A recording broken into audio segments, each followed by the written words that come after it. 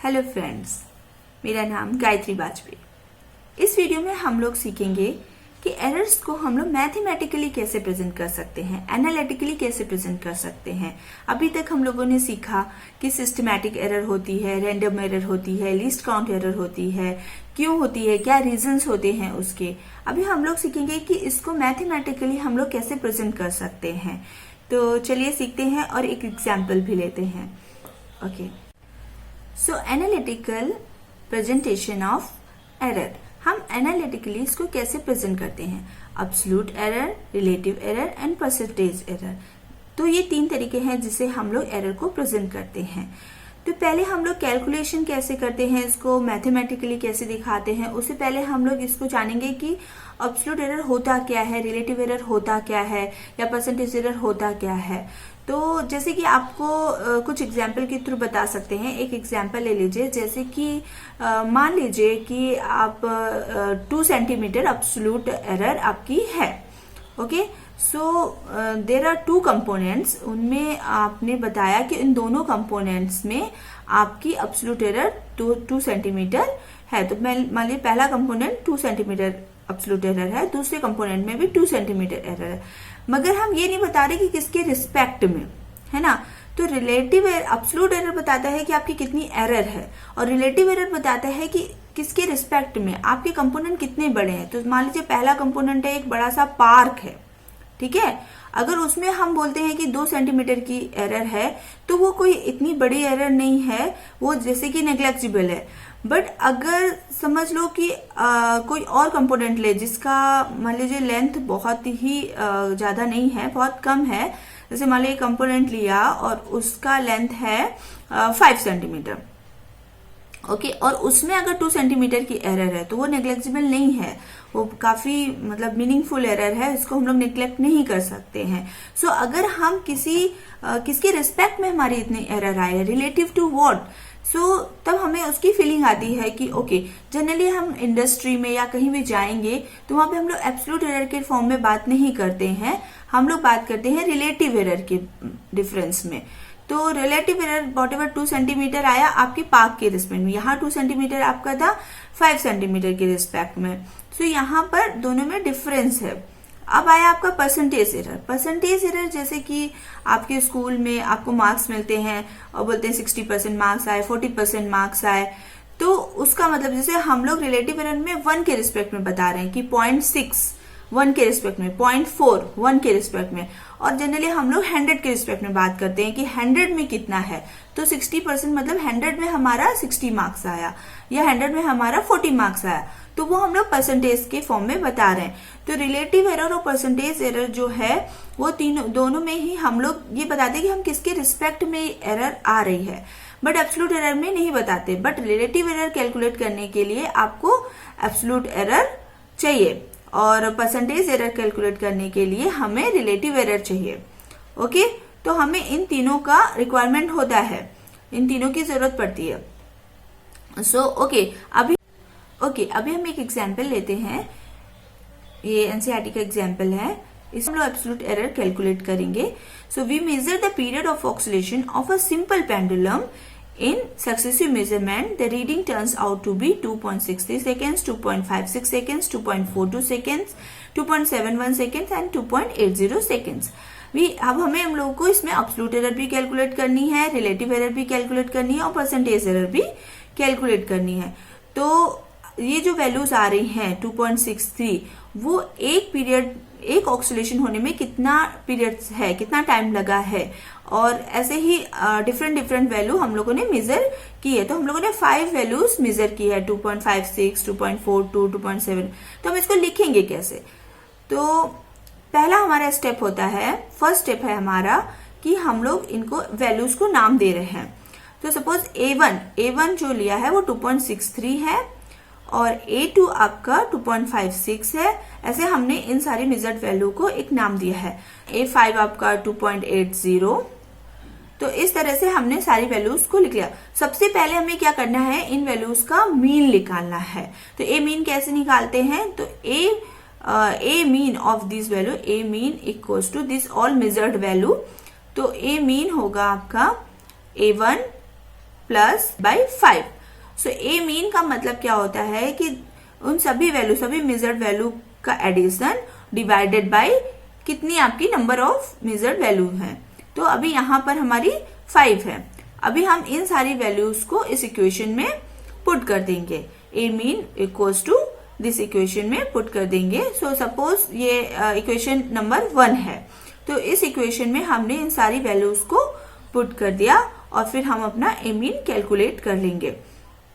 So A mean होगा this all value divided by 5, तो that is 13.11 divided by 5. Okay, this is equals to 2.624 seconds. So here we know the period of oscillation, the resolution of the period is 0.01 second only. What is the resolution of period? So here there is a मतलब period of oscillation आपका 0.01 ही second है, तो हमें इसमें 0.624 तक जाने की जरूरत नहीं है।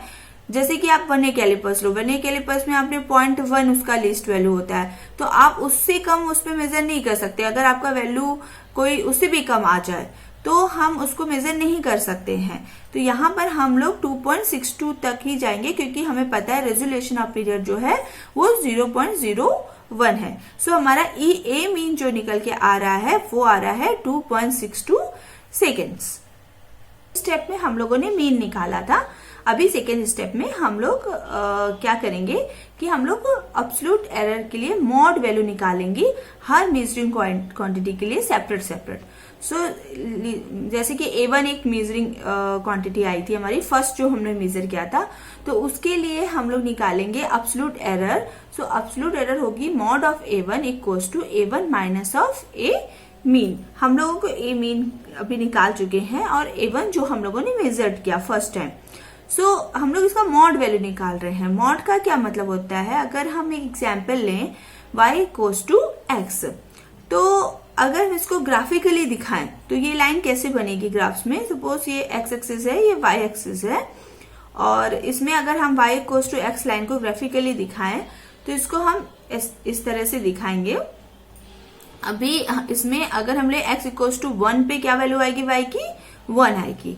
अगर हम x इक्वल्स टू -1 लेते हैं तो y की वैल्यू क्या आएगी, तो y की वैल्यू आएगी -1। ओके, सो सपोज तुमने x इक्वल्स टू 1 लिया तो उसके लिए आपकी y की वैल्यू क्या आई, 1।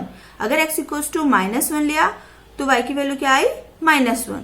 लेकिन अगर हम दूसरी इक्वेशन ले, जैसे कि y equals to mod x ले, तो इसका क्या मतलब हुआ, तो इसको अगर हम ग्राफिकली प्रेजेंट करें तो ये मान लीजिए x एक्सिस है, ये y एक्सिस है, तो ये लाइन कुछ इस तरह से बनेगी। थोड़ी तिरछी लाइन, टेढ़ी लाइन बन गई है, इसको सही से कर लेते हैं।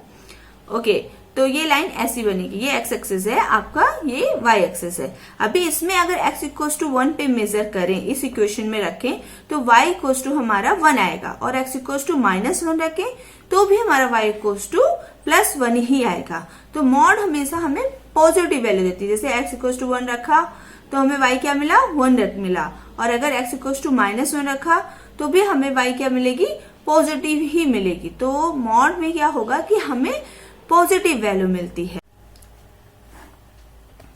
तो इसी तरह से हमने मॉड पढ़ा। अभी इसी तरह से हम लोग दूसरी भी मेजर्ड वैल्यू के लिए हम लोग एब्सोल्यूट एरर निकाल लेते हैं। तो हमारा ए मीन कितना था, ए मीन हम लोगों ने फर्स्ट स्टेप में कैलकुलेट किया, जो कि था हमारा 2.62 सेकेंड्स, और A1 वैल्यू जो फर्स्ट मेजर्ड वैल्यू थी वो थी हमारी 2.63 सेकेंड्स। तो हमारा एब्सोल्यूट एरर क्या हुआ पहली वैल्यू के लिए, that is 2.63 minus of 2.62 second. So ये आ रही है 0.01, जो कि पॉजिटिव में ही आ रही है।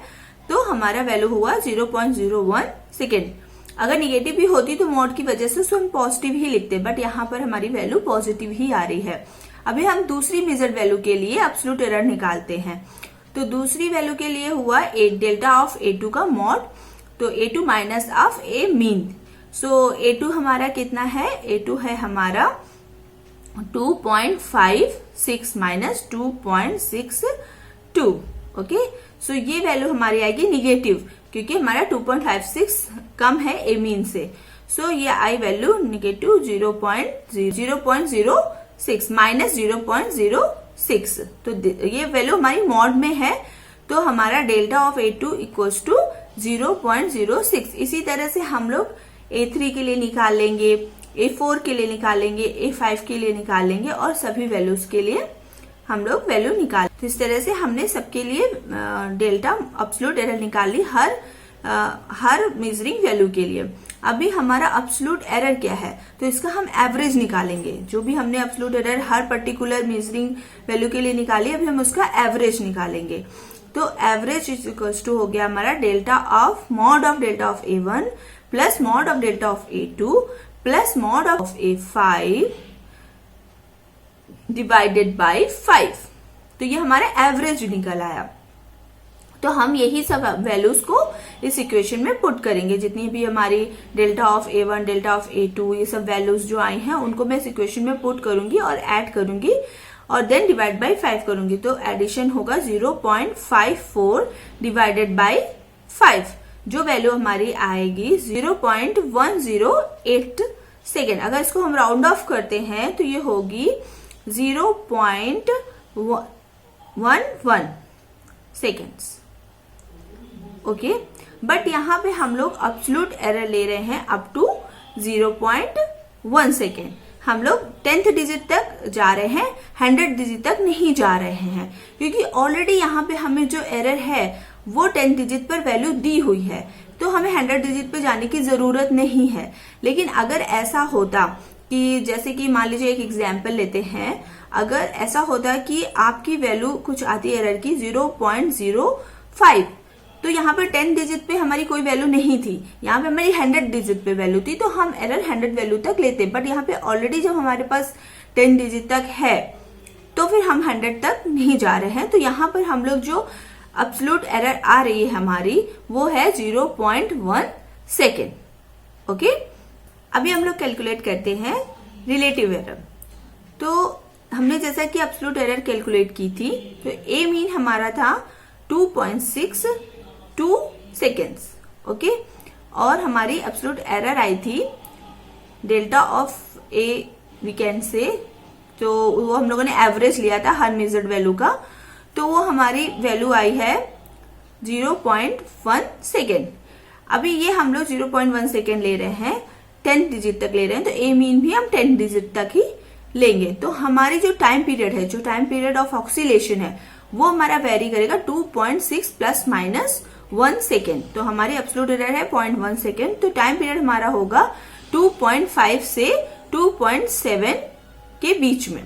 तो इन दोनों के बीच में हमारा टाइम पीरियड वेरी करेगा। अभी हमें निकालना है रिलेटिव एरर।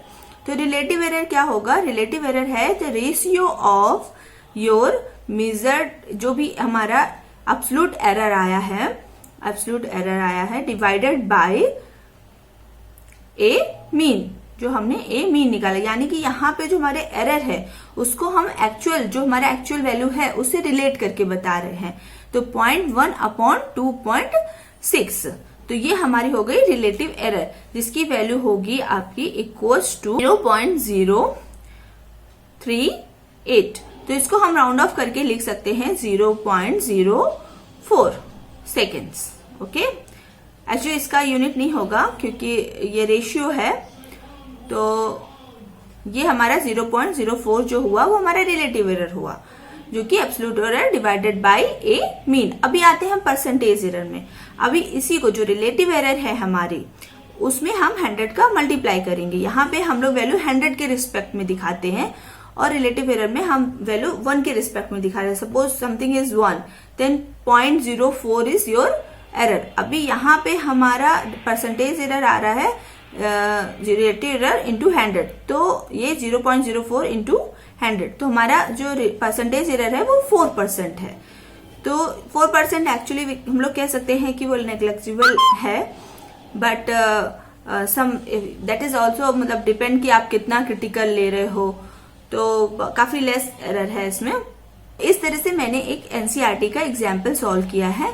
अगर आपको कोई और प्रॉब्लम्स हो, कोई और न्यूमेरिकल्स हो जिसको सॉल्व करना है, तो आप हमें कमेंट बॉक्स के थ्रू बता सकते हैं। उसका हम सॉल्व करके यूट्यूब में उसका वीडियो डाल सकते हैं। ओके, और नेक्स्ट वीडियो में हम लोग देखेंगे कैसे हम लोग एरर को कंबाइंड करें। क्योंकि जैसे कि मान लीजिए कि आप कोई एरिया निकाल रहे हैं और लेंथ में भी एरर है और विड्थ में भी एरर है, तो एरिया निकालने में हम लोग लेंथ और विड्थ दोनों को मल्टीप्लाई कर रहे हैं। अगर दोनों में एरर है, मतलब एक तरह से एरर हमारी मल्टीप्लाई हो रही है, दोनों डायमेंशन आपकी मल्टीप्लाई हो रही, तो एरर का क्या होगा? एरर सिंपली मल्टीप्लाई हो जाएगी या ऐड हो जाएगी या क्या होगा? इसी तरह से अगर हम 2 डायमेंशन ऐड कर रहे हैं या सब्ट्रैक्ट कर रहे हैं तो हमारा एरर का क्या होगा? तो ये इस तरह के क्वेश्चंस बहुत ही ज्यादा कॉम्पिटेटिव एग्जाम में पूछे जाते हैं। तो हम लोग वो सीखेंगे कि हम लोग एरर को कंबाइन कैसे करते हैं। तो हम लोग नेक्स्ट वीडियो में ये सीखेंगे। Thank you.